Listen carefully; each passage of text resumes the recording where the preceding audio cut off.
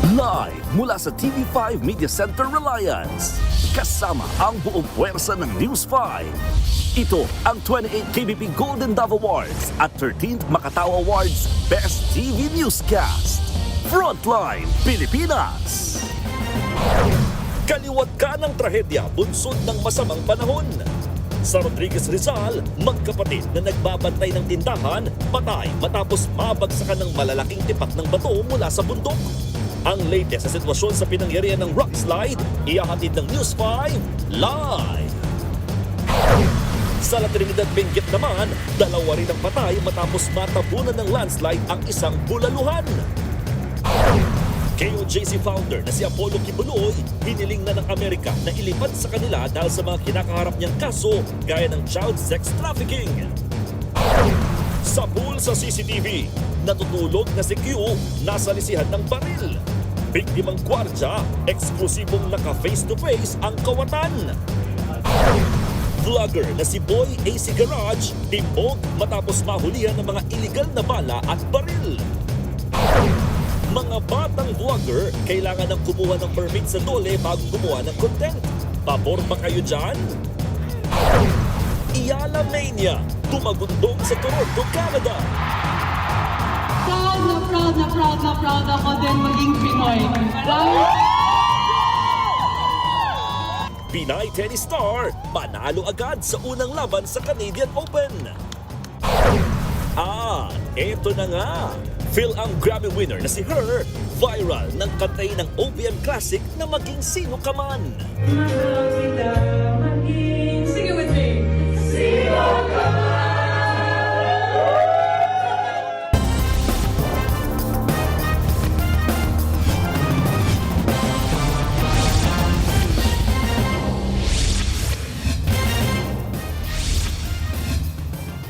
Nabagsakan ng malaking bato ang isang tindahan sa Rodriguez, Rizal. Sa kasamaang palad, nadaganan at namatay ang nagbabantay roon na magkapatid. Live mula sa Rodriguez, Rizal, nasa frontline na balitang yan si Dave Abuel. Dave, ano pa mga update dyan? Cheryl Julius nakaburol dito sa isang pwesto malapit sa Barangay Hall ng San Rafael. Itong mga labi ng magkapatid na nahulugan ng malaking tipak ng bato na nasa isang diparaw ang lapad. Nangyari yan habang nagbabantay sila ng isang tindahan. Tuloy-tuloy pa nga rin ang ambon at paminsang ulan dito sa Rodriguez Rizal. Kaya minabuting dito na lang malapit sa Barangay Hall gawin ang burol. Nakabulagta at hindi na makilala ang magkapatid na sina Yurilyn at Jessie Sison nang datnan ng mga residente at mga otoridad sa Barangay San Rafael, Rodriguez Rizal kahapon. Ang magkapatid nabagsakan ng malaking bato habang binabantayan ng isang tindahan. Kwento naman ng live-in partner ni Yurilyn, 22 years old, namimingwit siya ng isda sa dam ng mga oras na yon nang makarinig ng malakas na dagundong. Pagbalik niya, wasak na ang bahagi ng tindahan, pati na rin niyang nadatna ng misis at kanyang bayaw. Pinulot ko po yung asawa ko kasi nandun na po siya sa tubig eh. Baka po maanod siya dun sa baha. Tapos sumunod po. Yung bayaw ko po pinulot ko rin po. Kasi patay na po siya, tinamaan po sa ulo. Hirap namang tanggapin ng ina ng mga biktima na sa ganoong paraan matatapos ang buhay ng kanyang mga anak. Kwento ni Nanay Marivic, tila nagpahiwatig pa raw sa kanya ang anak na babae bago ang insidente. Mama, halimbawa, pag wala naman akong swerte, yung mga anak ko, alagaan mo naman. Kaya mo alagaan. Sabi ko. Ayon sa mga pulis, posibleng dahil sa ulan kaya nagkaroon ng rock slide. Tiyempong kakatila lang din daw ng ulan bago nangyari ang trahedya. According po sa mga residente, kahapon pa po kasi malakas yung ulan. Tapos tuloy-tuloy ito na siguro possible po na naging dahilan ng paglambot ng lupa dun sa taas ng bundok. Ayon naman sa kapitan ng Barangay San Rafael, ilang insidente na rin ng rock slide ang naitala sa lugar. Nagpaabot na sila ng tulong pinansyal sa pamilya ng mga biktima. Cheryl Julius, selyado ng cardboard at ng plastic ang kabaong ng magkapatid habang pinaglalamayan ng mga kaanak. Hindi pa tukoy sa ngayon ng mga kaanak kung saan at kailan ililibing ang mga biktima. Sa ngayon ay nakararanas pa rin ng tuloy-tuloy na ulan dito sa Rodriguez Rizal. Ayon sa Rodriguez Rizal MDRRMO, wala namang panibagong insidente ng rock slide ang naitatala. Patuloy pa rin ang pagbabantay ng mga otoridad sa lugar ng insidente. Yan muna ang latest. Balik sa inyo. Maraming salamat, Dave Abuel. Inaresto sa Cavite ang content creator na si Boy AC Garage na kilala sa pagbebenta ng mga segunda manong sasakyan. Ngayon naman, nahulihan siya ng mga baril na hindi lisensyado.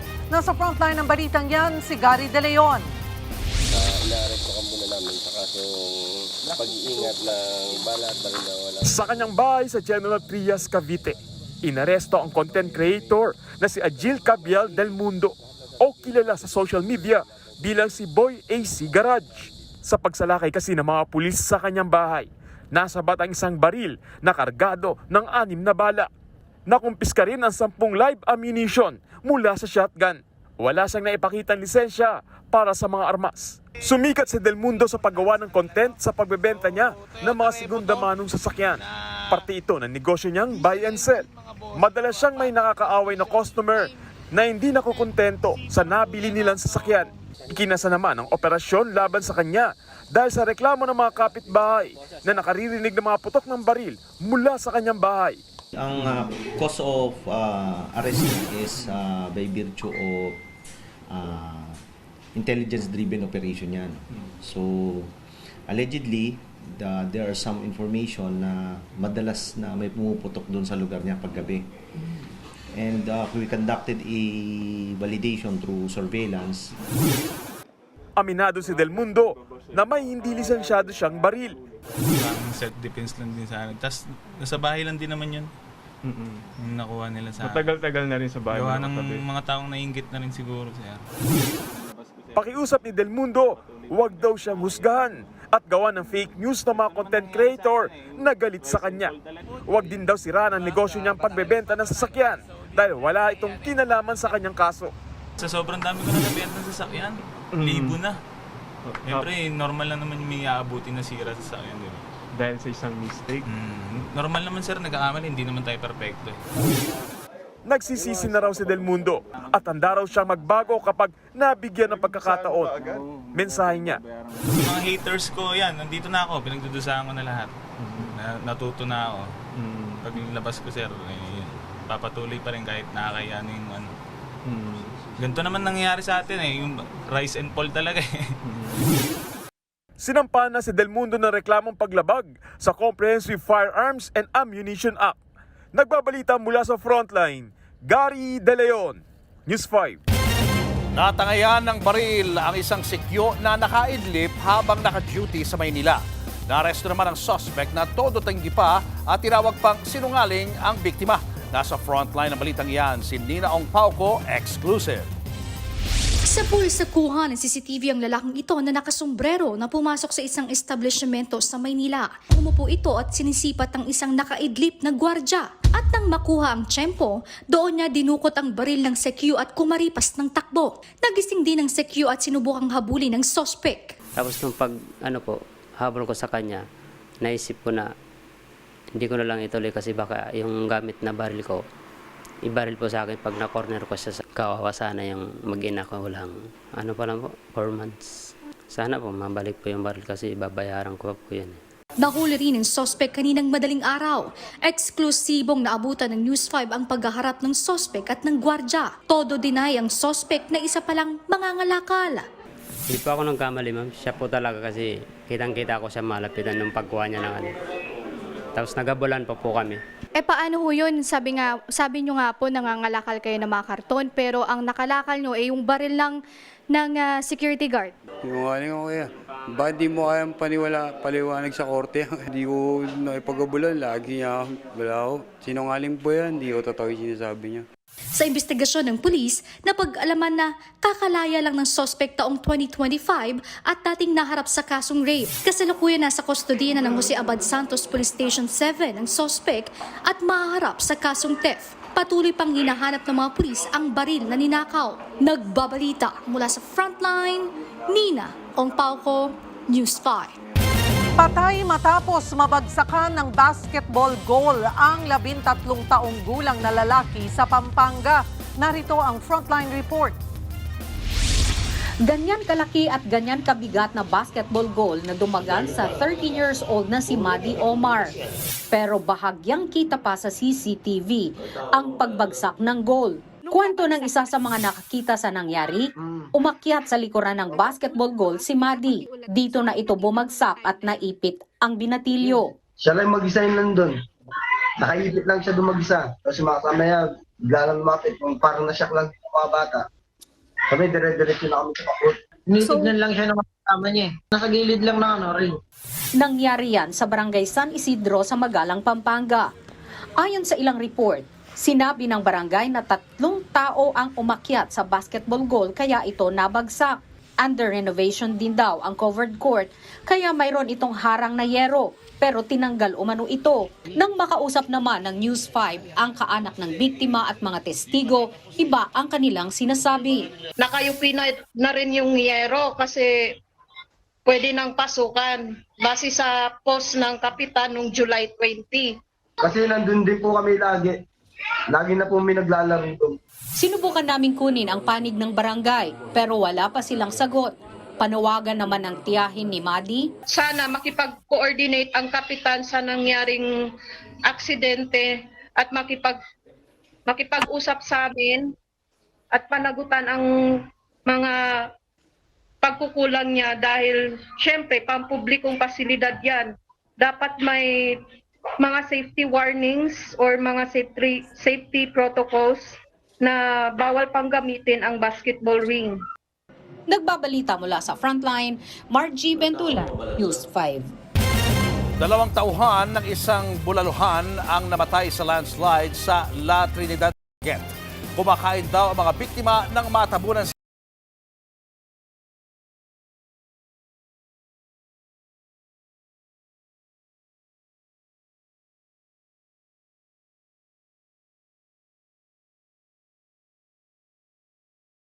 ang mga rescuer, pahirapan pasukin ang lugar.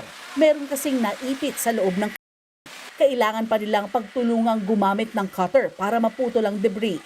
Makalipas ang halos 1 oras, nakuha ng mga otoridad ang 2 lalaki. Pero parehas silang walang buhay. Kinilala ang mga biktima na sina Jerry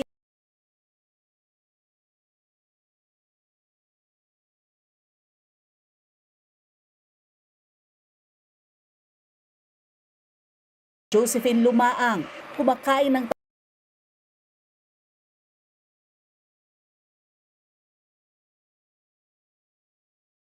sa kanila. Pumunta kami kaagad. Wala na. Walang magagawa eh. Hindi mo naman mahawakan yung lupa para tanggalin. Posibleng dahil sa magdamag na ulan kaya raw gumuho ang lupa sa lugar. First time po siya pero yun nga po, kinignan po natin yung mga file na nandito, yung development mo na nandito, nag-umpisa pa po to ng mga 2020. So wala naman pong nangyayaring ganito, pero unfortunately ngayon po dahil po siguro sa lakas po ng ulan na talagang binagsak talaga po siguro, bumigay na po yung lupa dito. Tiniyak naman ng LGU ang tulong pinansyal sa mga kaanak ng nasawi. Sa Baguio naman, mabilis na binaha ang ilang parte ng lungsod. Ang itinuturong salarin, ang tambak-tambak na basura. Sa barangay Kayang Extension naman, inabot ng baha na may kasamang putik ang ilang bahay. Laking abala raw yan sa mga residente, gaya ni Carol na 2 araw nang hindi pumapasok sa trabaho para linisan ang kanilang bahay. Siyempre ayusin yung dyan sa harap para naman makapagtrabaho kami. Kasi siyempre kung uulan, bubuhos yung ulan, hindi kami makapasok. Lagi na lang yan ang binabantayan namin. Ang itinuturo nilang salarin ang umano'y construction site sa may barangay. Nakuhanan kasi ang isang tubo na naglalabas ng tubig. Konektado raw yan sa drainage construction. Nang puntahan ito, tumambad ang naipong tubig na hinaharang ng mga sandbag na siyang nagpapabaha umano sa mga residente. Nang tanungin namin ang ilang mga tauhan sa construction site, wala raw doon ang mismong kontraktor ng proyekto. Sa pool naman sa video ang pagguho ng malalaking tipak ng bato sa viaduct tunnel ng Cannon Road. Agad nagsagawa ng clearing operation sa lugar. Sa ngayon, nananatiling sarado ang Cannon Road dahil sa posibleng rock slide. Nagbabalita mula sa Frontline, Faye Tobias, News 5. Nagdulot ng pagbaha at landslide ang ilang araw ng pag-ulan sa La Union. Kaya daan-daang pamilya na ang inilikas sa ilang bayan. Live mula sa La Union, nasa Frontline ng balitang yan, Simon Gualvez. Mon, kumusta na ang sitwasyon dyan at maulan pa rin ba? Oo, Cheryl. Hanggang sa mga oras na ito, nakakaranas pa rin ng mahina hanggang katamtaman na ulan dito sa malaking bahagi ng La Union. Pero actually, patila-tila na yung buhos ng ulan dito, malayo sa sitwasyon mula kagabi hanggang kaninang bandang hapon kung saan talagang tuloy-tuloy at walang tigil ang buhos ng ulan na nagresulta ng mabilis ding pagbaha at pag-apo pa nga ng ilog. Malakas na ulang dala ng bagyong Maymay ang gumising sa mga residente ng La Union. Sinasabayan pa ito ng pabugso-bugsong malakas na hangin. Sa bayan ng San Juan, magkakasunod ang malalaking alon na humahampas sa dalampasigan. Kahit ang mga ilog, mabilis din ang pagtaas at pagragasa ng tubig. Tulad na lamang sa Baroro River na umapaw sa Santa Rosa Overflow Bridge. Kaya ang tulay, hindi na halos makita. Ang aming assessment nanggaling pa po doon sa mountainous area, yung tubig, together with the downpour nung pagdaan ni Maymay, kaya sudden rise po tayo ngayon. Ang problema, aabot sa 5 barangay ang halos ma-isolate na. Ito pa naman ang pangunahing dinaraanan ng mga residente. Ang mga rescuer, hindi rin basta-basta nakikipagsapalaran sa pagtawid kapag ganito ang estado ng tulay. Nang sandaling bumaba ang level ng tubig, mano-manong inalis ng mga residente ang mga sanga ng puno at iba pang mga halaman na naipit sa tulay. Isa sa mas nagpapahirap ng pagbaba ng tubig dito sa Overflow Bridge ay yung sangkaterbang mga debris galing sa bundok. Idagdag pa yung lupa na nagiging putik na dito sa mismong kalsada. Sa San Fernando City, muling binaha ng hanggang gutter deep ang bahagi ng Quezon Avenue. Kaya mga tauhan ng DPWH nakabantay na para masigurong wala nang nakabara sa mga kanal. Daan-daang pamilya pa rin ang nananatili sa evacuation center sa lungsod. Gaya sa covered court ng Barangay Poro kung saan nagsisiksikan ang mahigit 100 pamilya mula sa 2 barangay. Sa bawat tent, aabot sa hanggang 8 pamilya ang pansamantalang pinagkakasya. Sa kabuuan, nasa mahigit 5,000 pamilya na ang lumikas sa buong probinsya ng La Union, katumbas ng halos 16,000 individual. Mula pa ito nung Lunes nang manalasa ang habagat. Sa bayan ng Kaba, nakapagtala rin ng pagbaha at pagguho ng lupa. Nabuwal naman ang ilang puno sa bayan ng Agoo. Habang sa Baknotan, umapaw ang ilang creek at nagdulot din ng baha. Dahil sa sunod-sunod na mga araw na pag-ulan sa probinsya, pinangangambahan ng Office of Civil Defense ang posibilidad na makapagtala sila ng iba pang uri ng panganib. Yung kabundukan na yan yung mga nagsaserve na watershed, di ba? Pag nasaturate niya, this time talagang, I believe, saturated na yan. It's just a matter of, wag naman sana, na magkakaroon tayo ng problema sa landslide, magkakaroon tayo ng flash floods, yung mga ganyan. So yan din yung isang binabantayan natin. Dagdagan mo pa yung ulan na nangyayari ngayon dito sa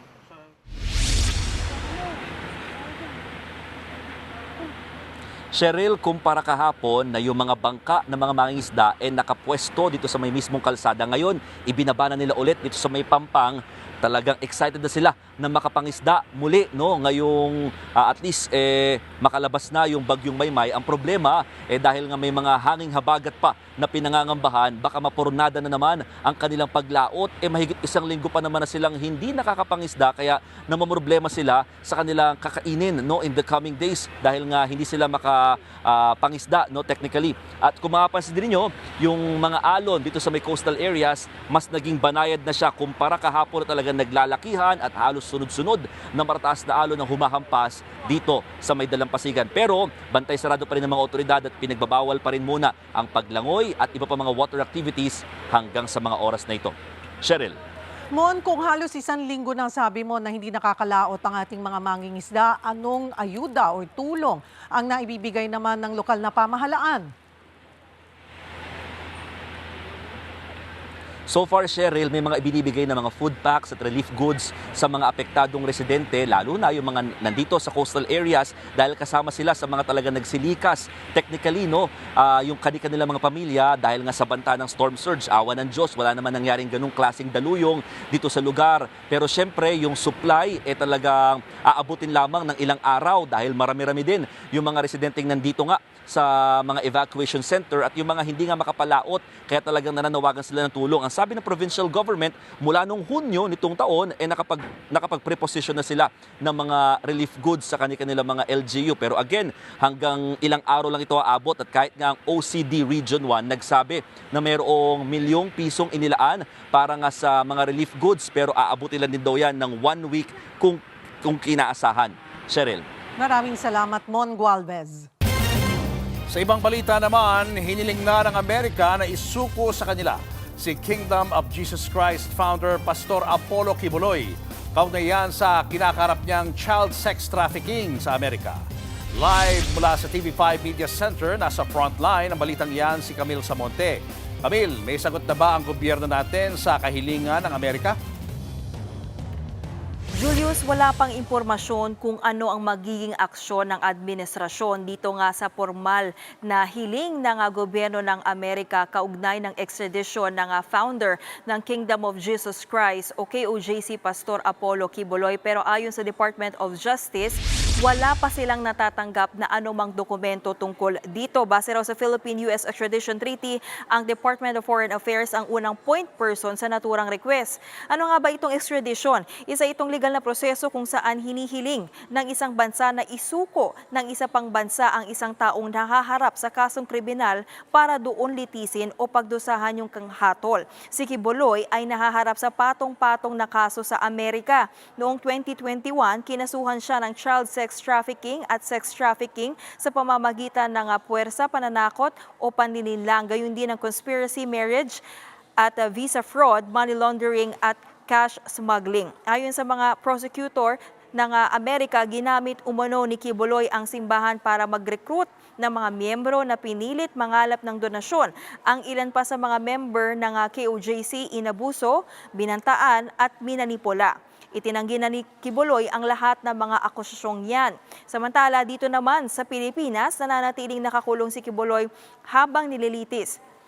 Para yan sa kasong qualified human trafficking at child abuse. Kaugnayan ng mga reklamong isinampa ng Department of Justice matapos ang mga aligasyon ng dating miyembro ng KOJC. Noong 2024, nagtago si Quiboloy matapos siyang ipaaresto ng korte bago sumuko sa mga otoridad noong September ng parehong taon. Patuloy rin niyang itinatanggi ang lahat ng akusasyon. Sa ngayon, Julius, hindi pa nangangahulugan na ang request nitong Amerika ay ibig sabihin ay agad na siyang ipapadala doon. Dadaan muna itong extradition request sa pagsusuri ng Department of Justice at pag-aproba ng mga korte dito sa Pilipinas.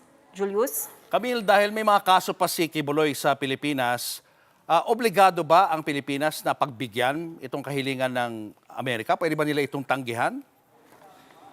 Julia, sa ganyang pagkakataon, usually inuuna talaga na matapos muna itong mga kasong kinahaharap ng isang akusado dito sa Pilipinas bago siya maaaring i-extradite. Pero pwede rin siyang isuko na sa Amerika kung papayagan ito ng korte dito sa Pilipinas.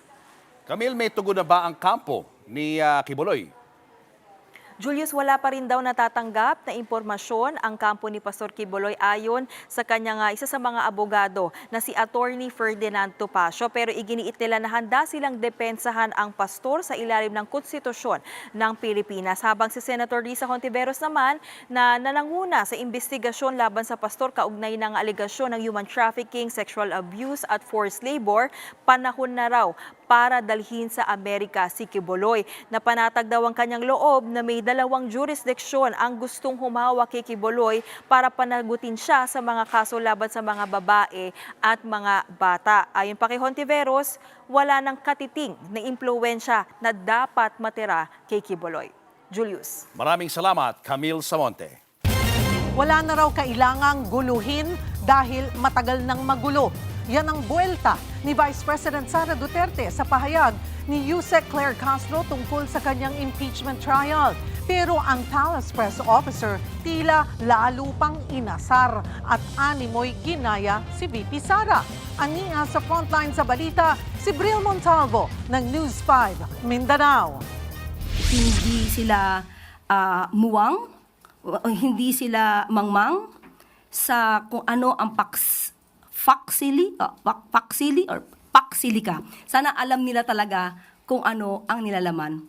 Ito ang bahagi ng media briefing ni Palace Press Officer Claire Castro kanina nang matanong sa epekto ng Pax Silica Industrial Hub sa mga magsasaka sa Tarlac. Pero teka, bakit parang pamilyar? Paksili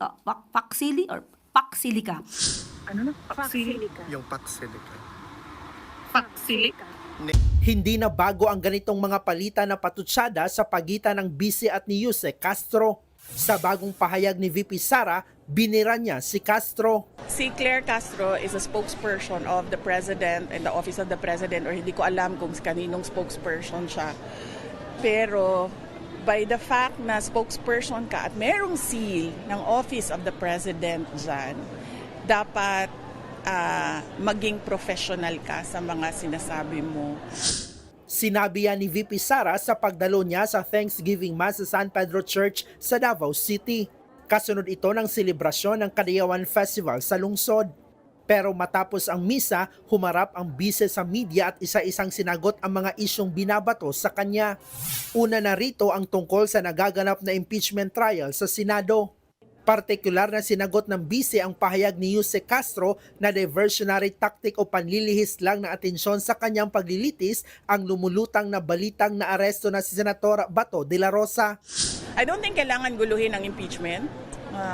Napaka-klaro naman yung bending the law dyan sa impeachment na yan simula pa sa House of Representatives.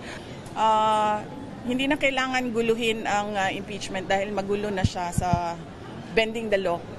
Gayunman, masaya pa rin naman daw ang Vice sa naging takbo ng kanyang impeachment trial. Nagpapasalamat daw siya sa mga abogadong masigasig at passionate na depensahan siya. Sa kabila nito, hindi raw nagpapakampante si VP Sara lalo na sa mga umuugong daw na kasong posibleng isampa sa kanya. Nadunggan na mo na nga dunay giandam na mga pag-file og kaso and dili naman siguro nakatingaladan sa nakita nato no sa mga kadaghan-daghan na gi-file nila og kaso sa as I said mga tao nga dili musunod kay BBM. Samantala, binueltahan din ng Vice si Defense Secretary Gibo Teodoro sa hamon nitong resignation sa mga opisyal ng gobyerno na umano'y pro-China. Sagot na hamon sa kanya ng Vice, pangalanan kung sino yung mga officials na tinutukoy niya na nagde-defend sa China over the West Philippine Sea issue. Kasi hindi pwedeng magbitaw ka ng ganun na salita, hindi mo naman pangalanan yung mga opisyal at syempre suspect kahit ang presidente natin kasali sa suspect doon kasi walang pangalan, walang listahan ng pangalan eh. May paliwanag din ang Vice sa pagbisita niya kamakailan kina Senador Rodante Marcoleta at dating Congressman Mike Defensor na parehong nakakulong sa New Quezon City Jail. Kaibigan daw kasi niya ang mga ito at nagpapakita lang siya ng simpatiya. Pero giit ng Vice, may pattern o tila inisa-isa ng administrasyong ipakulong ang mga kalaban nito sa politika. Well, it shows kung ano yung pinagkakaabalahan ng administrasyon ngayon ng politika dahil nakikita natin na may pattern na. Hindi lang si dating Pangulong Rodrigo Duterte, hindi lang ako, kundi lahat ng hindi sumunod sa palasyo kay President Marcos ay hinahabol, tinitira, kinakasuhan, hinaharas, tinetreten. Wala pang bagong pahayag ang Malacanang kaugnay ng mga bagong banat ni VP Sara. Nagbabalita mula sa Frontline, Bril Montalvo, News 5, Mindanao. Magkasamang ininspeksyon ni Naga City Mayor Leni Robredo at Public Works Secretary Vince Dizon ang programa kontrabaha sa Camarines Sur. Binisita ng dalawa ang sinasagawang dredging activity sa Sagop Creek sa Barangay Concepcion, Pequeña. Pangunahin daw kasi itong nagdudulot ng pagbaha sa ilang bahagi ng lungsod. I-turn over na rin ng DPWH ang dalawang heavy equipment para sa lokal na pamahalaan na magagamit sa paglilinis ng waterways doon. Bago yan, nagkaroon muna ng bisita ng alkalde at kalihim si Cardinal Ambo David sa Naga City. Una nang lumutang ang Robredo-Dizon tandem para sa 2028 national elections. Pero itinanggi na ni Dizon ang posibilidad na mangyari ito noon pang Pebrero. Dati na rin sinabi ni Mayor Robredo na hindi na siya tatakbo sa anumang national position.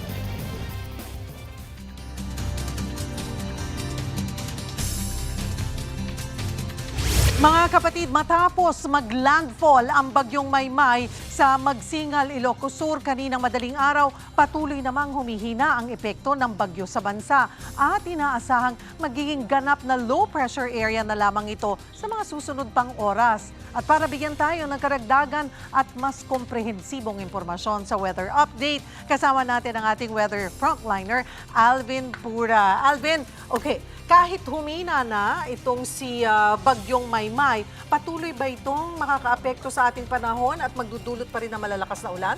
Yes, Cheryl, nababawasan na yung epekto nitong bagyong Maymay. Sa katunayan, ito ay malayo na. Nandito na yan sa may East Philippine Sea at huli pong namataan ng pag-asa sa layong 150 kilometers sa silangang bahagi ng Etiaga, Isabela. At kung mapapansin yung satellite image natin, nawawasak na din yung kanyang mga kaulapan or hindi na maganda yung kanyang sirkulasyon. Mostly, habagat na lang itong nagpapaulan sa atin at lumalayo na nga itong bagyong si Maymay. At maaaring sa susunod na oras, hanggang mamayang madaling araw, posible itong maging low pressure area na lamang sa East Philippine Sea na wala na pong direktang epekto sa atin. At kung papansin niyo, may mga areas na nabubutas yung ating mga kaulapan, mas maliwalas na pong panahon natin sa Northern Luzon.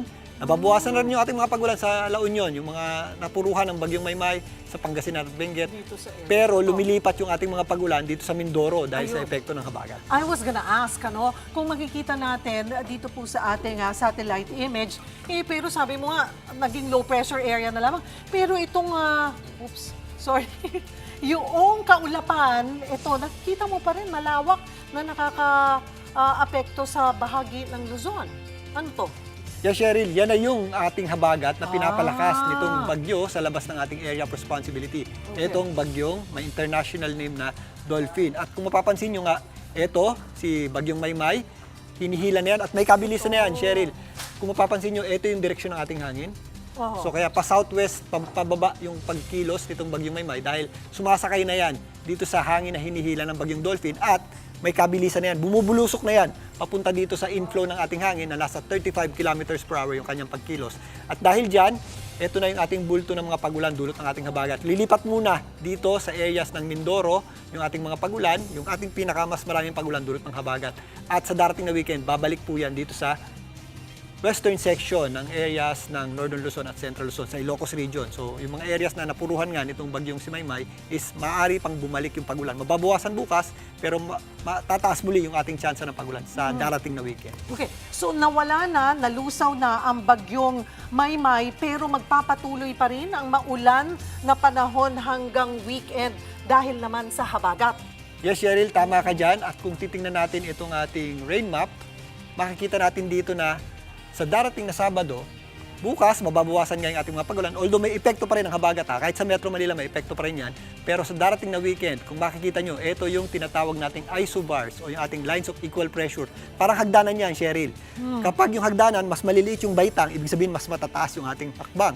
At kung mas malawak yan, ibig sabihin mas dahan-dahan o mas madali tayong makakahakbang. Ngayon, kung dikit-dikit yan, ang ibig sabihin po ay mas malakas yung ating hangin. At kung papansinin nyo sa weekend, Sabado hanggang Linggo, yung ating dikit-dikit na hangin, umaabot dito sa area ng Visayas. So ramdam natin yung inflow ng hangin, mahangin po, breezy conditions tayo hanggang sa Visayas at yung ating concentration ng pag-ulan, babalik muli dito naman sa western section ng ating bansa, including yung mga areas na naulanan or nagkaroon ng mga pagbaha, ang La Union, Pangasinan, Benguet, kasama po dyan ang Ilocos region, lalong-lalo lang areas sa Zambales at Bataan, maging dito po sa area ng Mindoro. Samantalang sa Metro Manila, ganun din po ang ating aasahang panahon. Meron pa rin tayong mga posibleng pagulan at malalakas yan kapag meron tayong thunderstorms. So hindi pa rin pala tayo kailangan magpakampati at yung may mga plano over the weekend, baka gusto nyo munang i-postpone, ipagpaliban dahil magiging maulan pa rin ang ating bansa. So ano-anong mga probinsya yung kailangan pa rin maghanda sa tuloy-tuloy na malalakas na pag-ulan? Yung mga sinasabi ng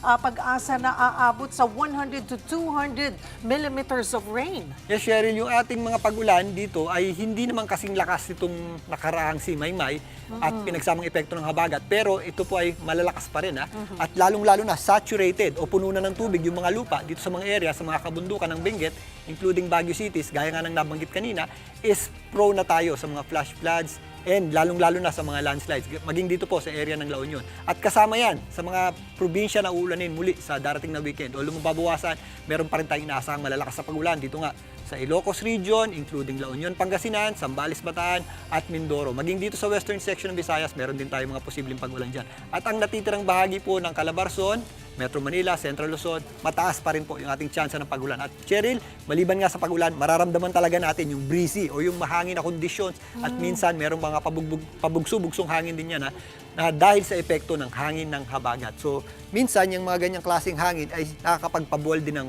mga puno, malilit na sanga, which is delikado rin, lalong-lalo na yung mga bahay na gawa sa light materials. Damaging din po yan kahit wala tayong tropical cyclone wind signal over the weekend. Sa ngayon, meron tayong tropical cyclone wind signal dito sa eastern section ng Northern Luzon, pero kasabay ng paglayo itong bagyong si Maymay. Matatanggal na rin yan, pero magpapatuloy po yung malakas na hangin na walang tropical cyclone wind signal. Kaya kailangan pa rin po natin mag-ingat. So si Dolphin, wala na yan talaga, hindi na yan inaasahang papasok pa sa PAR? Yes, Cheryl, hindi na natin inaasahang papasok ng PAR yan. Medyo mataas na yan at kumikilos pa nga yan ng kanluran, hilagang kanluran. So pataas ng bahagya.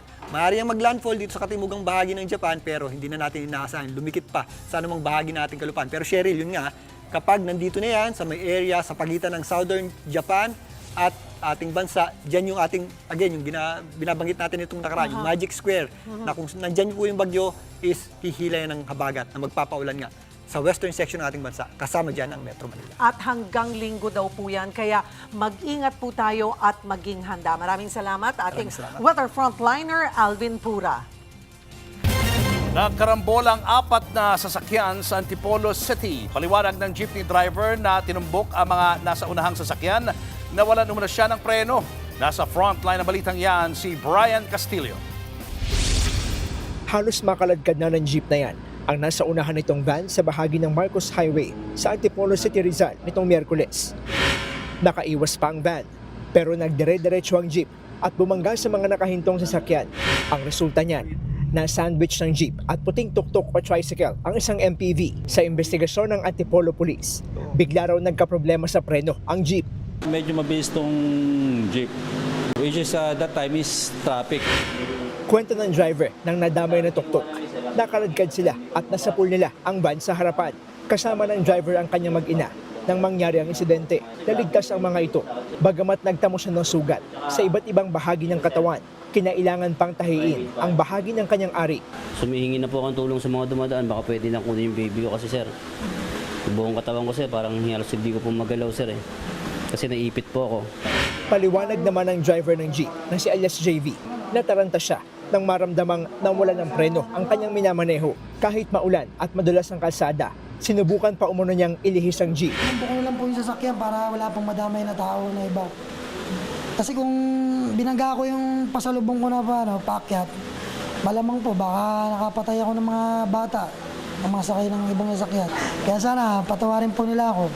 Hindi na raw magsasampa ng reklamo ang mga nadamay kung babayaran ng danyos sa pagpapagamot sa napuruhan at pagpapaayos sa mga nasirang sasakyan. Ayon naman sa driver ng jeep, nakahanda ang kanyang operator na tumulong sa gastusin. Nagbabalita mula sa frontline. Brian Castillo, News 5. Nagmaneho pa rin ang isang lalaki kahit na inaantok siya at pagod sa trabaho. Ang resulta, disgrasya. Yan at iba pang aksidente sa frontline report ni John Aroa. Kuha ito sa rotonda ng Fuente Osmeña Circle sa Cebu City, pasado alas 7 ng umaga. nang biglang bumangga sa Center Island ang isang SUV at tumaob. Pauwi na galing trabaho ang driver nang maaksidente siya. Ako kuno to ang driver. Kini magmaneho ta. Nakatulog ang driver. Kahit ilang segundo lang na makaidlip ka, napakalaki na ng panganib niyan.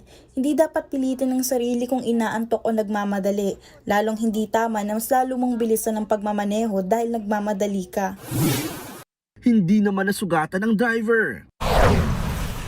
Sa Cebu City pa rin, patawid sa intersection ng Arlandon at Tongkera ang motorsiklong yan nang biglang mabundol ng kotse. Sa lakas ng impact, pumilapon ang rider. Dinala siya sa ospital at nasa maayos naman ang kalagayan. Nadaan din yan sa areglo. Sa Labangan, Zamboanga del Sur naman, nasapol sa dashcam video kung paanong inararo ng truck ang ilang sasakyan. Kabilang sa nadamay ang van, motor at bus. Base sa investigasyon, galing sa Davao City papuntang Zamboanga City ang nadisgrasyang truck. Nawalan umano ito ng preno sa pababang bahagi ng kalsada. Isa ang patay habang 8 ang sugatan. Naaresto na ang truck driver habang patuloy ang investigasyon. Nagbabalita mula sa Frontline, Jan Arua, News 5, Visayas!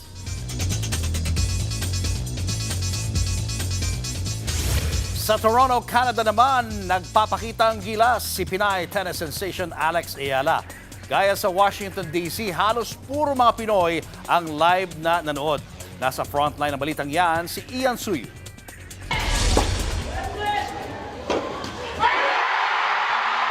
Alex Mania is in Toronto. Bawat puntos ni Pinay tennis sensation Alex Ayala naghihiyawan ng Pinoy crowd sa National Bank Open. What a way to finish.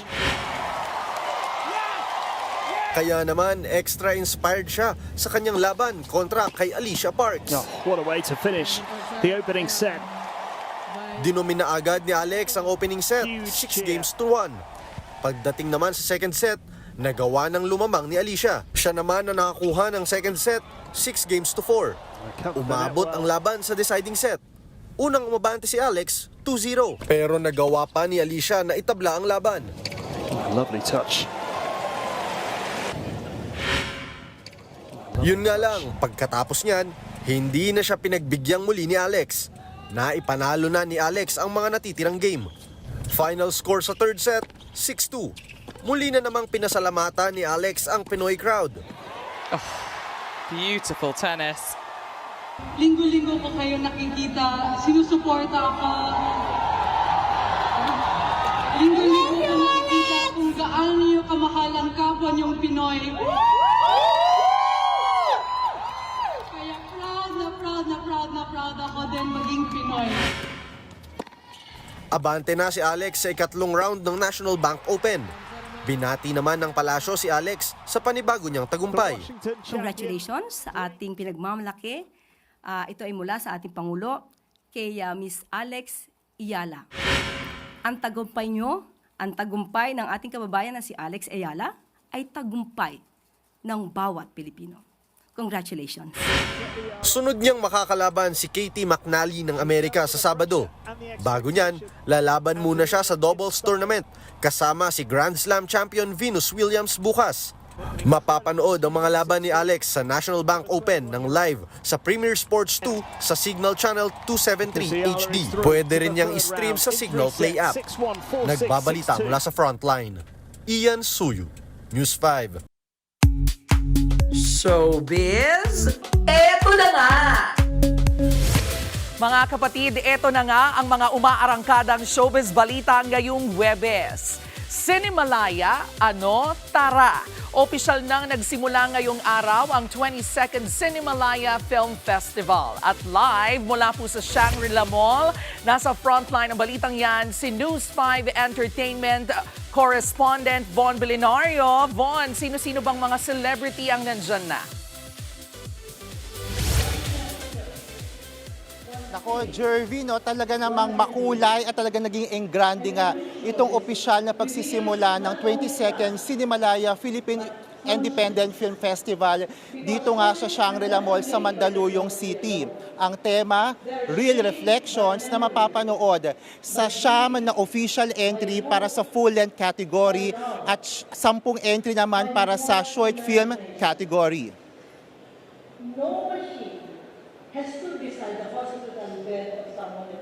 Isa-isa ngang nagdatingan ng cast at produksyon ng mga pelikulang kalahok para sa Cinemalaya 22. Nariyan ang 2 valid IDs na pinagbibidahan ni na Pokwang, mag-iina ni na Janine Gutierrez, Cherry Pie Picache, Agot Isidro at Jackie Lublanco.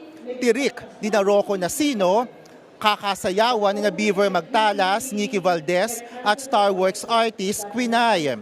Hand of God ni na Isa Calzado, Ruru Madrid, Ronnie Lazaro, Star Works artist Tyke Sanchez at Sue Ramirez. Tayo lang ang nakakaalam ni na Martin De Rosario, Miguel Odron, Yayo Aguila at Epi Quizon. Status rejected ni na Ruby Ruiz at Alessandra De Rossi. Animal ni na Between Escalante, Ganggang sa direksyon ni J.L. Burgos, pati na ang mga short film entry. Present din ang mga jury members ng main competition tulad ni na Dan Villegas, Sari Luch Dalena at iba pa kabilang ang mga foreign jury member. Ngayong Cinemalaya 22, mas pinahaba ang run sa mga sinihan na magsisimula sa August 7 hanggang sa August 18. Mapapanood ang mga entry sa Shangri-La Plaza, Gateway Cineplex at Select Ayala Cinemas tulad ng sa Trinoma, Manila Bay, Glorieta 4, Circuit at Market. Siyempre, isa sa mga media partner ng Cinemalaya 22 ang TV5. Para sa presyo ng ticket at cinema screenings, bisitahin lang ang official social media page ng Cinemalaya at tumutok dito sa TV5 at News 5 para sa mga balita tungkol sa isa sa mga prestihiyosong independent film festival sa bansa. Jervy, no, makikita nyo nga dito sa likuran ko, ongoing yung opening ceremony dito nga sa Shangri-La Plaza. Kasalukuyan nagsasalita ang president ng Cinemalaya Foundation na si Direk Loris Guillen. At kung nandito, I'm sure nandito ka kanina, damang-dama na yung energy at good vibes talaga dito ng mga local movie fans, ng mga local cinephiles na talagang inaabangan itong Cinemalaya. Matapos nga no, yung matagal-tagal na walang mga local cinema o walang mga local movie na napanood dito sa atin, talaga namang kaabang-abang ang Cinemalaya 22. At para sa opening film mamaya, mapapanood ang Enjoy Your Stay na pinagbibidahan nila Mercedes Cabral, nila Irma Adlawan, Donna Cariaga at marami pang iba. Yan ang latest mula rito sa Mandaluyong City. Jervy. Mga kapatid, suportahan po natin ang Cinemalaya 22 at mabuhay ang Philippine Independent Cinema. Maraming salamat, Von Belenario.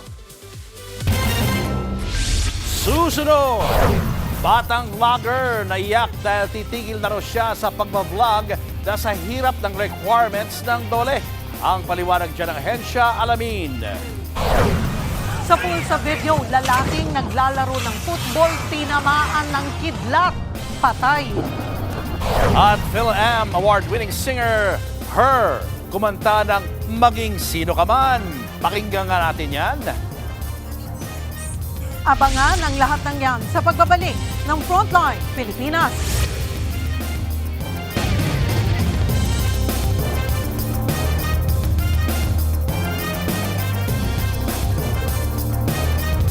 Mga kapatid, Julius Babaw po, nasa Middle East o saan mang dako ka ng mundo, manatiling may alam at may pakialam sa mga mainit na balita dito sa ating bansa. Simulan po natin ang bawat araw sa tuloy-tuloy na balitaan sa Frontline. Mag-follow at mag-subscribe sa social media pages ng News 5.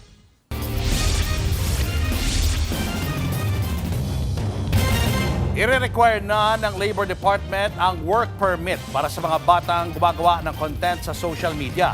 Pabor naman dyan ang ilang magulang. Nasa frontline ng balitang yan, si Ian Suyu. Mag-thank you na lang. Sige na, huwag na mag-iyak. Mag-vlog ka naman sa susunod.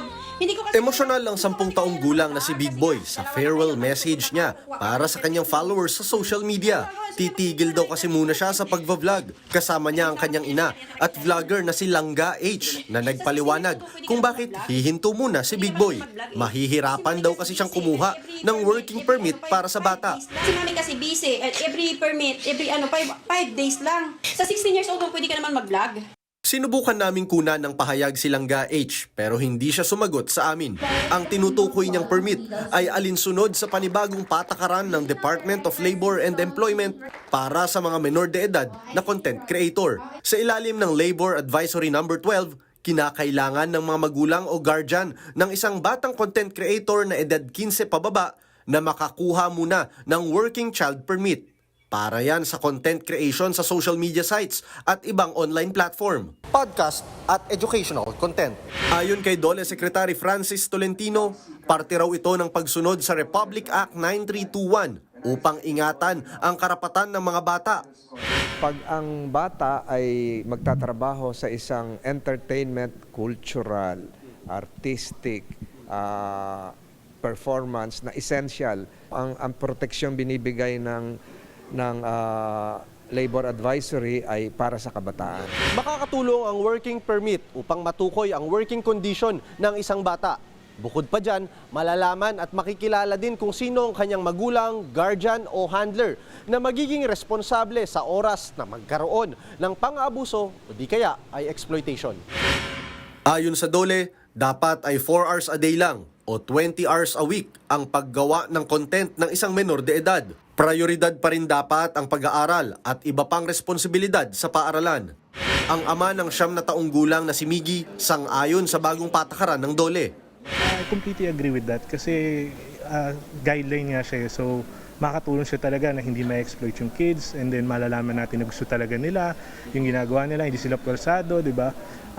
And then, tsaka kailangan yan it's one of the important things talaga kasi yun nga, may mga sa social media, di ba, na hindi magaganda. Yun nga lang, sana raw ay hindi maging pahirapan ang pag-a-apply sa permit. I think mas maganda para siyang business permit. We can get 1 whole year. Huwag nating na matigil, kasi tulungan na natin sila. Tugon naman ng DOLE, one time lang ang application para sa naturang permit. Naaabot ang validity hanggang umabot na ang isang menor de edad ng 15 anyos. Halimbawa, yung bata 14 na. So, 1 taon yan. So kung 14 and a half, so yung permit niya yung duration na lang na natitira.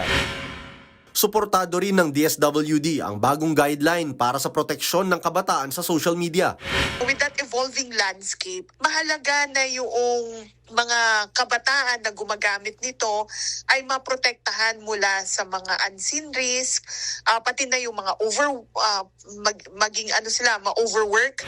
Simula August 17 ay bubuksan na ang aplikasyon para sa Working Child Permit sa mga regional offices ng DOLE. Nagbabalita mula sa Frontline, Ian Suyu, News 5. Sumuko sa mga pulis ang 4 na sangkot sa illegal na drag race na ikinamatay ng 2 tao sa Davao City. Umamin sila na kasama nga sila sa karera at humingi ng tawad sa pamilya ng mga nasawi. Kinuna na sila ng salaysay at pinag-aaralan kung ano ang posibleng isampang reklamo. Lunes ng madaling araw nang mangyari ang disgrasya sa National Highway sa barangay Katalunan, Pequeño. Nasawi ang isang rider at angkas niyang babae na hindi naman kasali sa karera.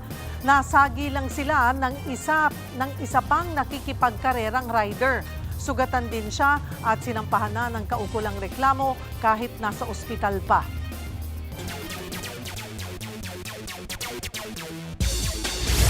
Wagi ng ginto si world-class Pinoy pole vaulter EJ Obiena sa International Pole Vault Meeting sa Jochgrim, Germany. Isang attempt lang ang kinakailangan ni EJ para matalon ang taas na 5.83 meters. Sapat na yan para manguna siya sa tournament. Natalon din ni Saifeldin Abdesalam ng Qatar ang taas na yan. Pero nakatatlong attempt siya kaya lamang si EJ. Last week lang ay nanalo rin ng gold si EJ sa isa pang tournament sa Germany. Ito na ang ikapito niyang gold medal ngayong season. Showbiz, eto na nga!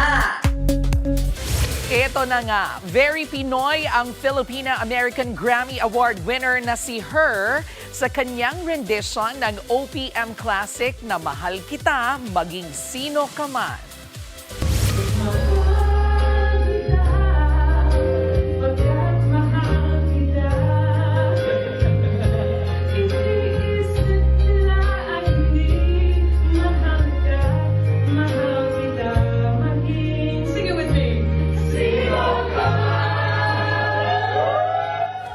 Yan nga po ang entry niya sa karaoke habang nasa isang Filipino restaurant sa New York City. Natural na natural ang bitaw ni Her sa bawat lyrics ng ballad na pinasikat ni megastar Sharon Cuneta. Mapapakinggan si Her kasamang iba pang Pinoy artists bilang voice actress sa upcoming animated film na Forgotten Island. Susunod, nawawalang lola na may Alzheimer's. Natagpo ang patay sa septic tank. Congressman Pulong Duterte kinestyon ang anyay pangingialam ng Coast Guard sa isyu ng China at ng Pilipinas. Banat sa kanya ni Rear Admiral Jay Tariela, pro-China ka ba, sir? At pamilyang tumawid sa kalsada sa kasagsagan ng malakas na hangin, nabagsakan ng debris. Yan at iba pa sa pagbabalik ng Frontline Pilipinas.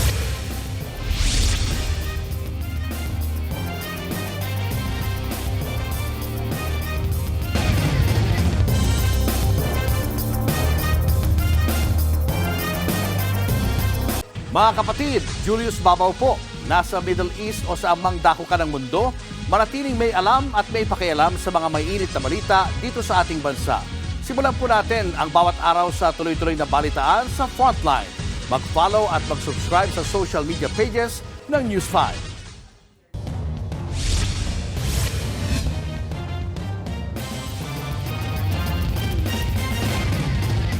Patay na ng matagpuan sa septic tank ang nawawalang lola sa Cebu. May Alzheimer's daw ang matanda na nakatakas sa kanilang bahay. Naasa frontlining balita si John Noroa ng News 5 Visayas. Napatakip sa ilog ang mga residenteng ito sa isang subdivision sa Minglanilla, Cebu. Umalingasaw kasi ang masangsang na amoy mula sa isang septic tank. Kinordonan agad ito ng responding polis at SOCO. At nang buksan ang yerong nakatakip sa Poso Negro, tumambad ang palutang-lutang na bangkay na babae. Napasugod naman sa lugar ang isang pamilya. 3 araw na kasing nawawala ang kanilang lola. Nang makita ang suot na damit at tsinelas ng bangkay, nakumpirmang siya nga ang hinahanap nilang kaanak. Kinilala ang biktima na si Nanay Glenda, 78 anyos. Meron pala siyang Alzheimer's and then pala siya, naglakad-lakad and then nahulog doon. We surmised that that septic tank was filled with rainwater. Probably she incurred injuries or she was not able to ahon na ba. So that's why she drowned. Lunes ng madaling araw nang hindi na malayang lumabas ng bahay si Lola. Yung anak ko, okay daw na masakit. Panamatiman taga ng dalan dira ba na kuan sad na ba murag nasa mi ka nang okay kanang dapat jud more kuan pa jud unta mi atong. Patuloy na iniimbestigahan ng mga pulis ang insidente. Pero sa ngayon ang malinaw daw. Meron namang SOCO na nag-i-investigate doon. We have ruled na hindi ito land, hindi ito foul play. Ito talaga isang accident. Ayon sa pamilya, wala na silang planong ipa-autopsy ang labi ni Nanay Glenda. Kaya ang paalala ng mga otoridad, higpitan ang pagbabantay sa mga magulang na senior citizen, lalo na ang mga may Alzheimer's disease. Nagbabalita mula sa Frontline, John Noroa, News 5, Visayas. Kinwestiyon ni Davao City Representative Paulo Duterte ang anyay pakingalam ng Coast Guard sa isyu ng China at ng Pilipinas. Pero banat sa kanya ni Rear Admiral Jay Tariela, bakit parang kumakampi pa si Duterte sa China? Pro-China raw ba ang congressman? Narito ang Frontline Report. There's no need for us to demonize China. Ginagawa ng China to araw-araw. Ito ang idiniin ni Coast Guard spokesperson for the West Philippine Sea, Jay Tariela, sa isyung demonization o pagpapalabas na masama ang China dahil sa sunod-sunod na insidente sa West Philippine Sea. Isa nga sa nananawagang itigil yan, si Davao City 1st District Representative Paulo Duterte. Tingin tuloy rito ni Tariela, To defend China, parang bumabalik ka uli sa tanong na ano bang tinitindigan ni Congressman Paulo Duterte? Ang sakripisyo ng mga mangingisdang Pilipino, ang pakikipagsapalaran ng Coast Guard at ng Armed Forces of the Philippines? Giit naman ng kongresista, hindi raw niya kinakampihan ng China.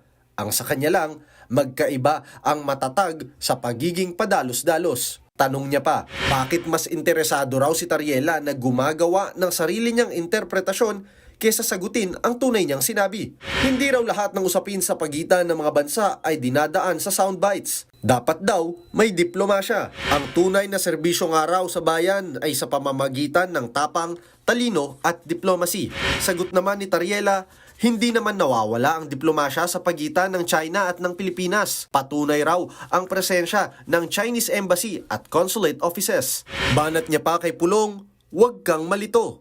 Hindi raw kasi si Tariela ang may sariling interpretasyon ng mga insidente, kundi ang China.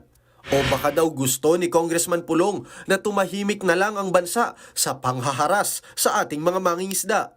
Hindi raw yan diplomasya, kundi pagtanggap ng pagkatalo. Isa pang binanata ng kongresista ang umano'y pakikialam ng Coast Guard sa foreign relations. Mensahe niya sa PCG, bantayan na lang ang ating karagatan at huwag nang makisawsaw pa sa politika. Pahabol niyang hirit kay Tariela, kamusta na raw ang 10 million pesos na monthly ayuda? Tinablayan ng opisyal, huwag daw dapat magkalat ng fake news si Duterte lalo't isa pa naman siyang honorable congressman. Buwelta ni Tariela, kumusta naman daw ang 51 billion pesos na flood control fund sa Davao? Hirit niya pa kay Pulong, pasok-pasok din sa sesyon sa Kamara kapag may time. Tutal, trabaho naman daw niya ang gumawa ng batas. Bakit din daw sa kanya nagagalit si Pulong at hindi sa China? Kaya tanong niya sa kongresista, pro-China ka ba, sir? Wala pang bagong sagot dyan si Representative Duterte. Nagbabalita mula sa Frontline, Ian Suyu, News 5. Showbiz, eto na nga! Mga kapatid, eto na nga. Pinagkaguluhan ng fans ang dalawang boys love actor na nasa airport sa Thailand. Kita nga po sa video na umabot ang higit 20 fans hanggang papasok ng eroplano. Kinailangan pang isara ang aircraft para mapahinto sila. Pinipilit kasi nilang maabutan ng Singaporean actor na si Aiden Soon at Chinese actor na si Lee Yu Si-tong na nakilala sa web drama na Double Helix. Bago po yan, una nang sinundan ng fans ang dalawang aktor sa lounge ng airport. Sinita sila ng airport staff pero hindi po sila nagpatinag. Hindi raw ito ang unang beses na sundan ng fans ang dalawa. Nanawagan ng pamunuan ng airport sa fans na panatilihin ang kaayusan sa paliparan. Susunod, pamilyang tumawid sa kalsada na bagsakan ng debris. Lalaking naglalaro ng football, tinamaan ng kidlat, patay. At Manila's Finest, mapapanood na sa Netflix. Tutok lang mga kapatid, magbabalik pa ang Frontline Pilipinas.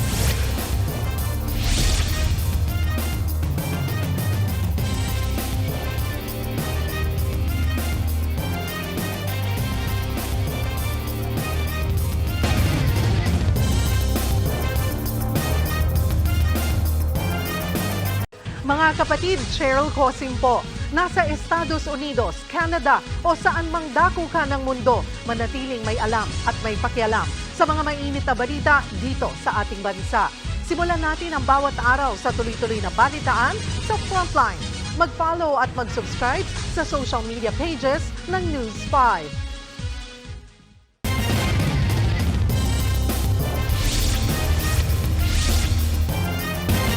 Nabagsakan ng debris ang isang pamilya sa kasagsagan ng malakas na hangin sa Brazil. Sa video, nagmamadali na ang ilang tao dahil sa malakas na hangin. Tumatawid naman ang isang pamilya para sumilong, pero nabagsakan ang tatay at dalawa niyang anak ng debris mula sa building. Ang asawa ng lalaki na may bitbit na isa pa nilang anak, sasaklolo sana pero natumba rin. Natulungan naman sila ng mga nakakita. Base sa ulat, nagtamo lang ng fracture sa kanang balikat ang lalaki.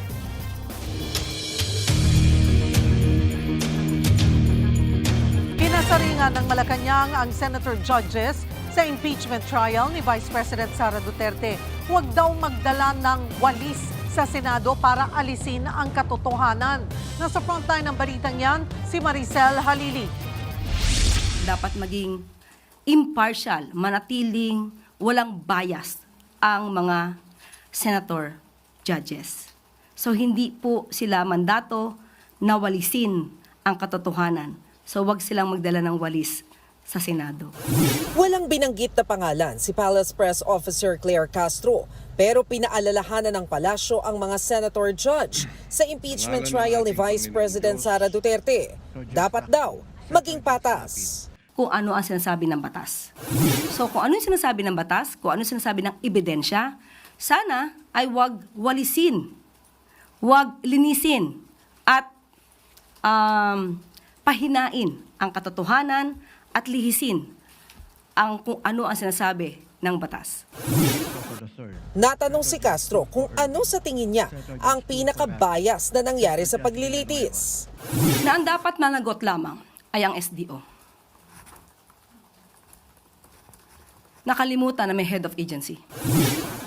Wala siyang pinangalanan, pero matatandaang sa paglilitis kahapon, nagtalo sina Senator Judge Amy Marcos at Auditor Attorney Roderick Wamil kung sino ang may pananagutan.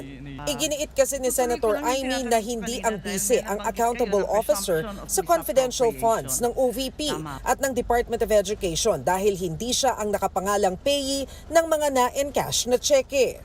Yan ay kahit pa ang head ng parehong opisina ay si VP Sara. Mag-yes or no ka lang. Kanina ka pa inaaway mo ko lagi. Sorry po, Your Honor.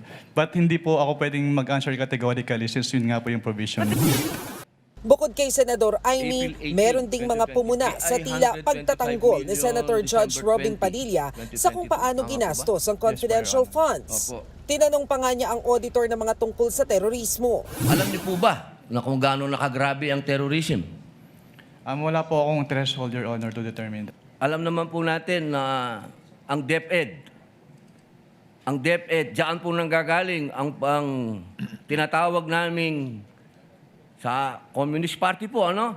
Meron po kasing pangkat gerilya, ang pangkat politikal. Yung pangkat politikal, yan po yung mga estudyante na nanggagaling sa universidad. Sang-ayon po ba kayo doon?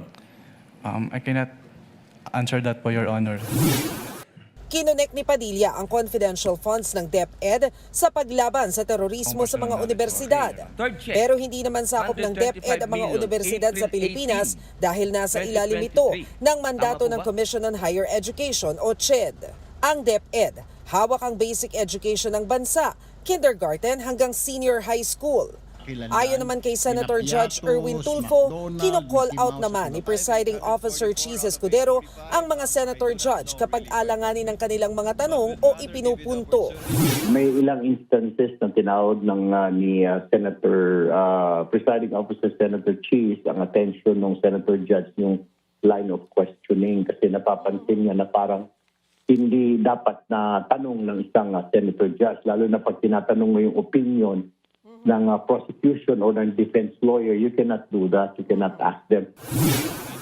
Patunay niyan ang pagharang kahapon ni Escudero sa tanong ni Senator Judge Alan Peter Cayetano.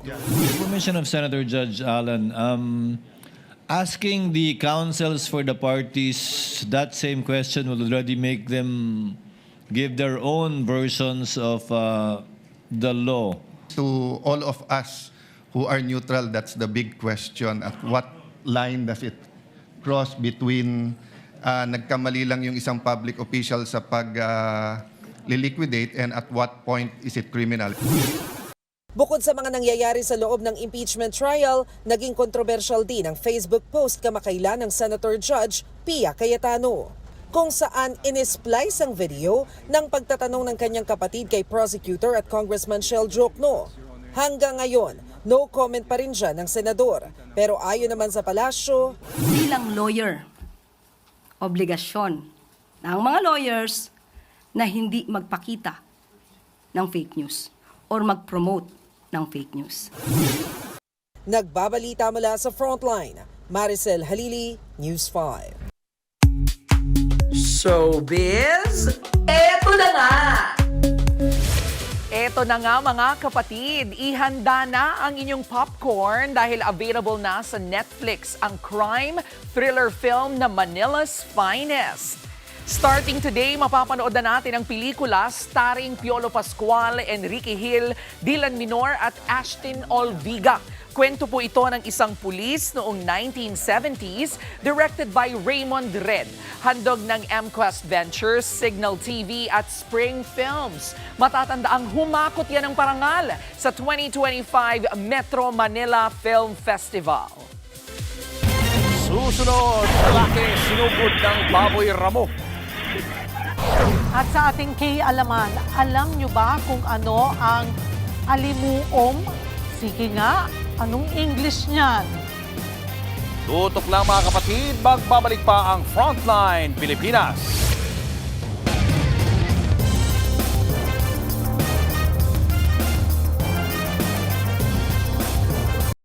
Mga kapatid, Cheryl Cosing po. Nasa Estados Unidos, Canada o saan man dako ka ng mundo, manatiling may alam at may pakialam sa mga maiinit na balita dito sa ating bansa. Simulan natin ang bawat araw sa tuloy-tuloy na balitaan sa Frontline. Mag-follow at mag-subscribe sa social media pages ng News 5.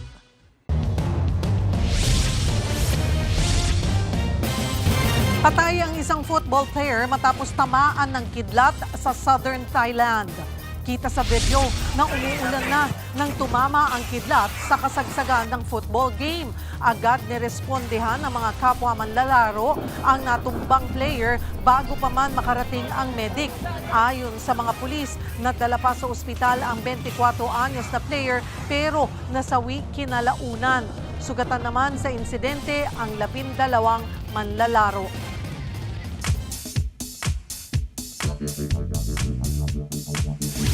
Mga kapatid, alam nyo ba kung ano ang amoy ng ulan? Yung amoy alimuom. Alam nyo ba kung ano ang English ng alimuom? Teka, bago po natin yan sagutin, basagin muna natin yung akala ng marami na isang simpleng singaw lang ng basang lupa ang alimuom. Kapag tumama ang patak ng ulan sa tuyong lupa, nabubuo ang napakaliliit na air bubbles. Kapag pumutok ang mga ito, naglalabas sila ng microscopic droplets o aerosols na may dalang iba't ibang kemikal papunta sa hangin. Ito po ang dahilan kung bakit bigla nating naamoy ang alimuom. Kasama sa mga kemikal na ito ang geosmin. Isa itong natural compound na ginagawa ng bakterya sa lupa na tinatawag na actinomycetes o streptomyces. Sobrang sensitibo ng ilong ng tao sa geosmin. Kaya kahit napakakaunting dami nito ay naaamoy po natin ito. Kaya nga kung mapapansin po ninyo, mas matapang ang alimuom kapag unang ambon o kapag mahina lang ang ulan. Ayon sa pag-aaral, mas maraming aerosol ang nililikha kapag banayad ang buhos kaysa kapag sobrang lakas ng ulan. Ang daming scientific words, di ba? O sige, eto na nga. Ano nga ba ang English ng alimuom? Ito po ang petrichor. Isang terminong unang ipinakilala ng dalawang Australian scientists noong 1964. Galing po ito sa Greek words na petra o bato at iker o ang likidong sinasabing dumadaloy sa mga Diyos sa Greek mythology. Eto naman, totoo nga ba ang paniniwalang nagdudulot ng sakit ng tiyan ang alimuom? Wala pa pong matibay na scientific evidence tungkol dyan. Mga kapatid, kapag nakaamoy kayo ng alimuom, tandaan, isa itong kombinasyon ng science, lupa, bakterya, halaman, at mga patak ng ulan. Ito ang bumubuo sa pinakapamilyar na amoy ng kalikasan. Yan po ang ating K-alaman. K-OK. Susunod, taxi driver sinaksak ng screwdriver ng nasagi niyang siklista. Lalaki biglang sinugod ng baboy ramo. At Gen Z Queen Andrea Brillantes nasa palaban era na sa A Secret in Prague. Yan at iba pa sa pagbabalik ng Frontline Pilipinas.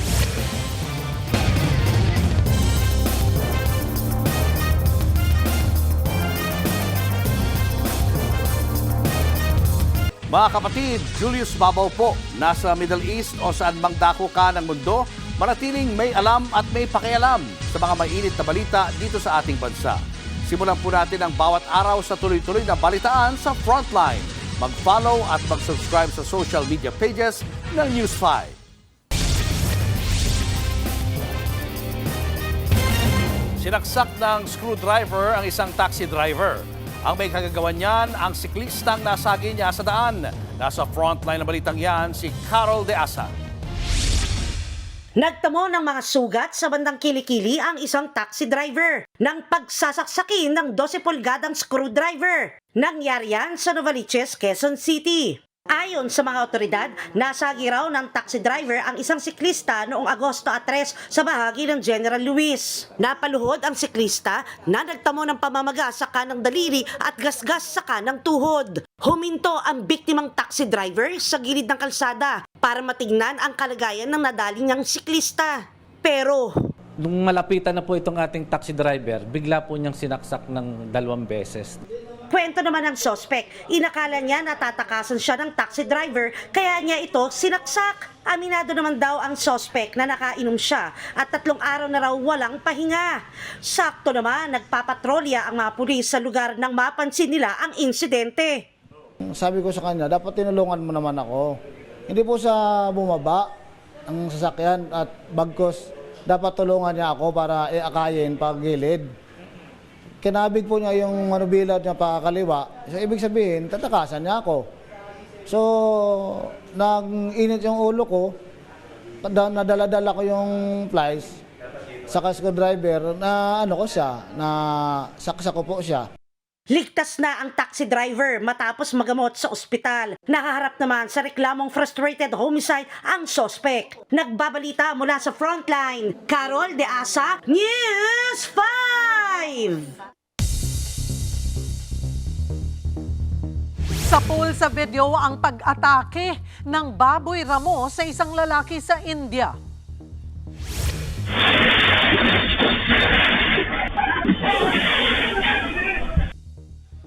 Ang pag-atake ng nabigla ang mga nagkukwentuhang lalaki nang sumugod ang hayop. Pinakanadali nito ang nakapulang lalaki na natumba pa sa lamesa. Hinabol din ng baboy ramo ang isang nakaasul. Isa ang sugatan sa insidente. Nangamba naman ang mga residente lalo't pagala-gala pa ang hayop sa kanilang lugar. Nangambahang malagay sa alanganin ang impormasyon ng milyong-milyong motorista sa ating bansa. Nawalan kasi ng kontrol ang LTO sa kanilang IT system. Nasa frontline na balitang yan si Gerard de la Peña. Mula sa address, cellphone numbers at iba pang personal na impormasyon ng milyong-milyong motorista ang hawak ng Land Transportation Office. Pero nangangamba silang malagay ito sa alanganin.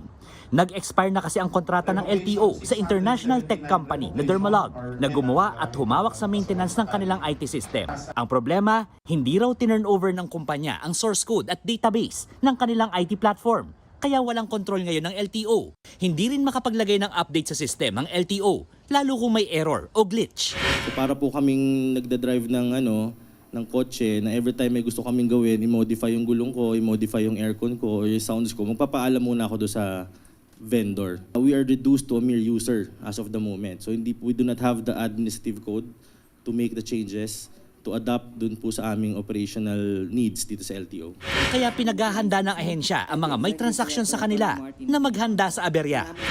Ito yung LTMS o Land Transportation Management System. Ito yung IT platform ng LTO kung saan pinoproseso yung impormasyon patungkol sa ating driver's license o rehistro ng sasakyan. Kaya naman kung pumalya ito, ay siguradong malaking abala ito para sa maraming mga motorista. 13 beses na raw nagpadala ng demand letter ang LTO sa Dermalog para ibigay na sa kanila ang source code. Pero ang sabi raw sa kanila ng Dermalog, kaya hindi binibigay ang source code ay dahil may bilyong pisong utang ang LTO sa naturang kumpanya. Bagay na pinabulaanan din ng LTO. Sa ngayon, pinag-iisipan na ng LTO na ilagay sa blacklist ang Dermalog para hindi na makapasok sa anumang kontrata sa kanila. That database should belong to the Filipino people. Lahat po yun ng data ng bawat Pilipino natin. May cellphone numbers doon, may addresses doon. and other important details po that might be compromised. Sa isang pahayag, iginiit ng Dermalog na hindi nito ipinagkaitang source code ng LTMS sa LTO. Sumusunod lang daw sila sa mga kondisyong nakalatag sa kontrata. Sinabi rin ng kumpanya na nasa korte na ngayon ang usapin, kaya mas mainam daw kung hindi na muna magsalita ang LTO patungkol sa pamba-blacklist at pagpataw ng anumang parusa sa kumpanya. Una nang tinalakay sa pagdinig ng Kamara kamakailan ang ganitong mga insidente ng error o glitch sa LTO website. When I registered, I remember correctly that my birth date was inputted correctly. Nakakatakot because I cannot even change it. I tried to change it now, but it says here that only the administrator can change it. Paglilinaw ng LTO, wala pa namang kumpirmadong insidente ng data breach. Patuloy daw nilang dinudulog ang problema sa kinauukulang ahensya ng gobyerno. Nagbabalita mula sa Frontline, Gerard de la Peña, News 5. Showbiz, eto na nga! Mga kapatid, eto na nga para sa mas pinalakas na TV5. Ibinahagi na ang mga bagong shows at mga bagong kapatid na dapat abangan. Kabilang dyan ang Face to Face with Ate Coring, less bardagulan at more inspiring stories na ang PEG. At eto pa ha, ang 30-year-old program na Rated Corina, mapapanood na soon sa TV5. At isa nga po sa pinagkaguluhan sa trade launch, ang nakakakilig na song number ni Mommy Guard star Jolina Magdangal nang sorpresahin siya ni Marvin Agustin. Pati na ang inaabangang new star ng TV5. Walang iba kundi ang Star Works artist na si Roxanne Ginoo. Simula naman sa Lunes, mapapanood na ang mas pinalakas at mas pinasayang morning show sa Frontline sa umaga. Ang new addition, ang award-winning veteran newsman na si Ed Lingao. As we continue to grow, our mission remains the same, to bring great Filipino stories to more Filipinos. Across television, digital, and wherever our audience is, they may choose to watch it wherever they are. We're committed to telling stories that inspire, entertain, inform, and connect. Eto pa, gustong-gusto raw ni Andrea Brillantes ang hindi nagpapaaping karakter niya sa A Secret in Prague. Pero sa bagong yugto ng serye, palaban pa rin kaya ang new Kiara? Nasa Frontline ang balitang yan, si MJ Marfori. Mula sa pagiging palaban sa A Secret in Prague, in her sweet girl era na si Andrea Brillantes channeling her new Kiara Valprovi look. Baby girl, lovely, lovely. Ano kasi nagbabagong buhay na siya. Para yan sa susunod na yugto ng Hit Kapatid series. May mga pagbabago kasi mangyari sa kanilang life at kailangan niya na matuto mamuhay ng simple at mamili sa kung love ba or ang kanyang work. Ayan yung mga kailangan niyang pagpilian at matutunan. Op! Hindi pa rin naman mawawala ang mga maaaksyong eksena niya kahit mag-iiba muna ang mundo nila ni Mikoy. Thankful din si Blythe sa pagyakap ng fans sa ganitong genre. Action. Kapag nambubugbog na ako ng lalaki, yun yung doon ako nag-e-enjoy.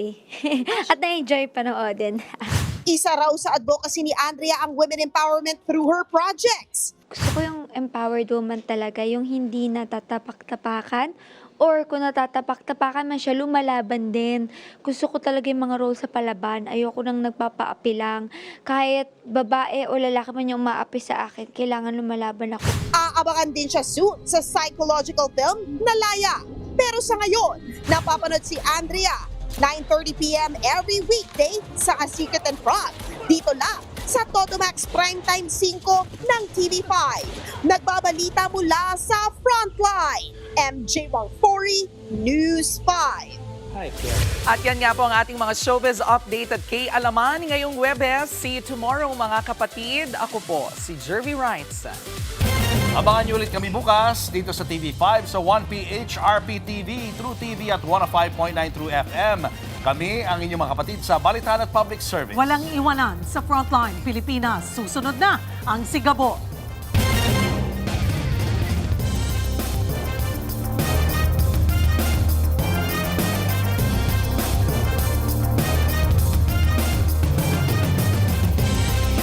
Mga kapatid, Cheryl Cosim po.